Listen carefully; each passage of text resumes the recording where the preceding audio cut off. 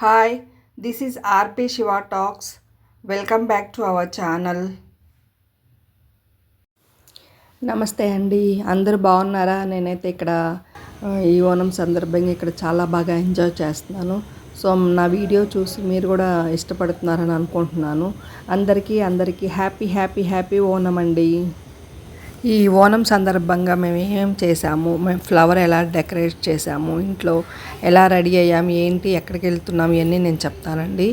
ఈరోజు ఓణం కదా, వీళ్ళకి ఏంటి అంటే మనకు సంక్రాంతి ఎలాగో ఈ కేరళ వాళ్ళకి మలయాళీకి ఓణం కూడా అలాగే చాలా అంటే చాలా పెద్ద పండగ.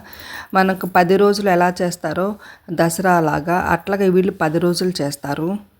ఈ ఓణం పండగ జాతి, కులం, మతం అని ఎలాంటి భేదభావాలు లేకుండా ఈ కేరళలో ప్రతి ఒక్కళ్ళు ఓణంని సెలబ్రేట్ చేసుకుంటారు. ఇది ఒకరికి సంబంధించింది అయితే కాదు, అందరూ చేసుకుంటారు. ఈ ఓణం పండగ రోజు సాంప్రదాయంగా ఇంటి ముందు పువ్వులతోటి, రంగురంగుల పూలతోటి డిజైన్స్ వేసుకుంటారు, అలంకరించుకుంటారు ఇంటిని అంతా. వాళ్ళ సాంప్రదాయ దుస్తులు, సాంప్రదాయ భోజనం అంటే సద్య అనమాట, అవన్నీ సాంప్రదాయంగా పాటిస్తారు. సో అన్నీ చాలా చాలా అంటే చాలా బాగున్నాయి, నాకైతే చాలా బాగా నచ్చింది.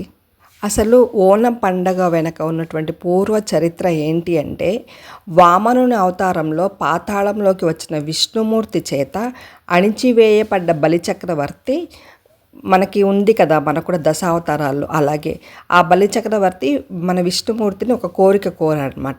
అప్పుడు ఆ బలిచక్రవర్తి యొక్క కోరిక మేరకు విష్ణుమూర్తి ఒక వరం ఇస్తాడు బలిచక్రవర్తికి.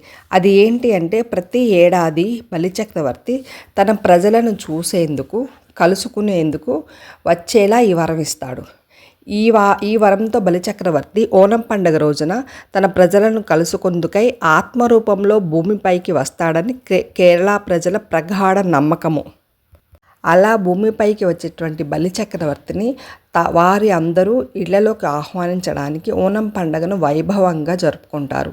ఓణం పండుగ రోజు రంగురంగుల ముగ్గులు వేసి వివిధ రకాలైన సాంప్రదాయబద్ధమైనటువంటి పిండి వంటలు అన్నీ చేసి, అప్పడాలు, 20 రకాల వంటకాలు అన్నీ చేసి చక్కగా వాళ్ళు నైవేద్యంగా పెట్టుకుంటారు. ఈ ఓణం పండుగ కేరళ రాష్ట్ర సంస్కృతికి ప్రతీక. ఈ కేరళ వాసులు ఇంటికి ఎంతటి ప్రాధాన్యతనిస్తారో అలా హరితవనం అంటే గ్రీనరీకి అనమాట. వాళ్ళ ఇంటి చుట్టూ చెట్లు, ఇంట్లో చూడండి మా బియ్యంకుల ఇంట్లో నేను చూపిస్తున్నాను, మీరు చూస్తారని నేను వీడియో తీశాను, అంతే ప్రాధాన్యం ఇస్తారు. ప్రతి చోట ఎంత చిన్న ప్లేస్ దొరికిందంటే ఆ ప్లేస్లో చిన్న మనీ ప్లాంట్ అయినా పెడతారు. సో ఇది అక్వేరియం ఫిష్ది అనమాట. సో నాకైతే బాగా నచ్చింది, అనిపించింది, చాలా ఇన్స్పిరేషన్గా కూడా అనిపించింది. సో ఇంటిలో అంతా, ఇంటి బయట, వెనక, ఇంకా నేను వెనక వైపు ఇంకా వీడియో తీయలేదు, అంత పెద్ద ఉంటుంది చుట్టూ, మొత్తం ప్లాంట్సే, అంత బాగుంటాయి. సో మనకి ఏంటి అంటే ఇంత చెట్లు ఉండడం వల్ల మనకు మంచి ఆక్సిజన్ వస్తుంది, అండ్ మనకి కూడా మంచి గ్రీనరీ కనిపిస్తే మన మనసు కూడా చాలా ఉల్లాసంగా, సో కంటికి బాగుంటుందన్నమాట. ఇదండి ఈ పడవలాగా ఉంది కదా, ఈ సోఫా లాగా చెక్కతోటి, ఇదైతే చాలా బాగుంది. మా మనవరాలు అన్నప్రాసన అంటే మేము అన్ని ఫంక్షన్స్ ఏమున్నా, ఏం అటెండ్ అవ్వాలన్నా, ఏ సెలబ్రేషన్స్ అయినా అందులోనే కూర్చొని ఫొటోస్ దిగుతాం మేము. ఇది చూసారా, వాళ్ళ ఫ్యామిలీ వంశవృక్షం అనమాట. స్టార్టింగ్లో ఉన్న వాళ్ళు మా కోడలు వాళ్ళ తాతయ్య, నాయనమ్మ, ఆ తర్వాత మేమందరం దిగిన ఫోటో తిరుపతిలో, వాళ్ళ ఫ్యామిలీ ఫోటో అట్లా. సో చియారా ఫోటో, తర్వాత వాళ్ళది అందరి కలిపి అలా పెట్టారు. ఆ నెక్స్ట్ వచ్చే జనరేషన్కి స్పేస్ ఉంచారనమాట.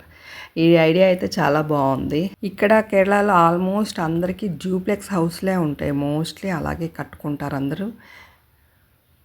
ఇలా ఈ పండగ సందర్భంగా మేమందరం రెడీ అయ్యి ఫొటోస్ దిగాము, అండ్ టెంపుల్కి కూడా స్టార్ట్ అయ్యాము.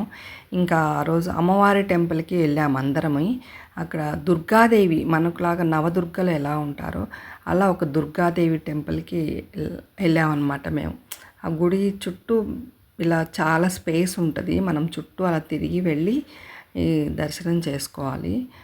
ఇది టెంపుల్ లోపల ఇలా దీపాలు కూడా పెట్టారు చూడండి, ఇది స్టార్టింగ్ అనమాట మెయిన్. పైన చూడండి ఎంత బాగుందో. అసలు ఈ ఓణం పండగ శ్రావణ మాసంలో శ్రవణ నక్షత్రానికి 10 రోజులు ముందుగానే అంటే హస్త నక్షత్రం నుంచే ఈ పండగ స్టార్ట్ అవుతుంది. ఈ 10 రోజులు అంటే మనకు దసరా లాగా అనమాట. ఈ 10 రోజులు వాళ్ళు 10 రోజులు ప్రతిరోజు పూలతోటి ఏదో ఒక చిన్న ముగ్గు వేసి దాంట్లో పూలతోటి అలంకరించి ఒక డిజైన్ వేస్తారు. 10వ రోజు మాత్రం ఇలా పెద్దగా మంచిగా వేసుకుంటారనమాట.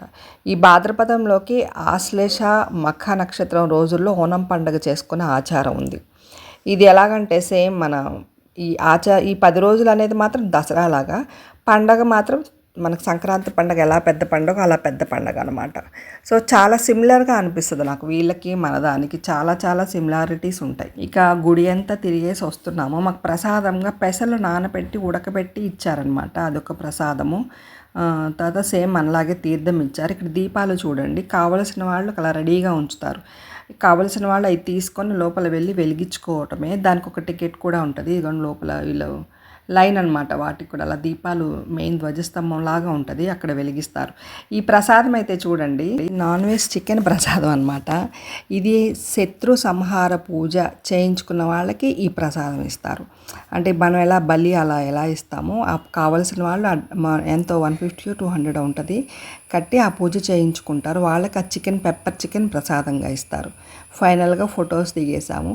ఈ ఓనం పండుగని మంచిగా సెలబ్రేట్ చేసుకున్నాం. ఇప్పటి వరకు నా ఛానల్ని సబ్స్క్రైబ్ చేసుకున్న వారు ప్లీజ్ సబ్స్క్రైబ్, లైక్ చేయండి, కామెంట్ చేయండి అండ్ షేర్ చేయండి.